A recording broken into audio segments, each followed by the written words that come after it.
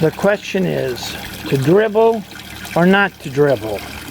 This is an air conditioner, water-cooled system that's already run through the Freon compressor and is discharging overboard. And you can see all that slime dribble on the side of the hull. Same thing forward there. That's another one with slime dribble on the hull.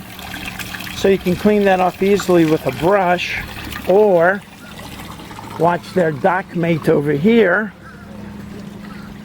By the way, this is a Tierra Express cruiser. Their dock mates put in an extension. So that also is the air conditioner discharge hose. But he's put that little bitty, there you go, looks like a 5-inch extension, so there's no dribble on the hull. And of course that's just jammed in there. And we're lucky to see that the air conditioner is cycling, so it's turned itself off.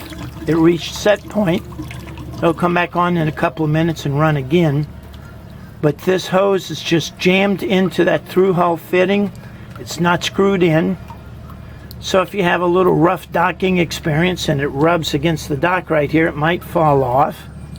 Or if you're out in extremely rough weather, the waves might pull it off. Notice I didn't say break it off. Pull it off.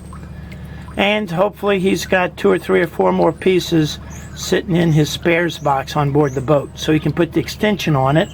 And just to be clear, no dribble on the hull. So that's a great idea if you want to keep your hull looking sharp and clean.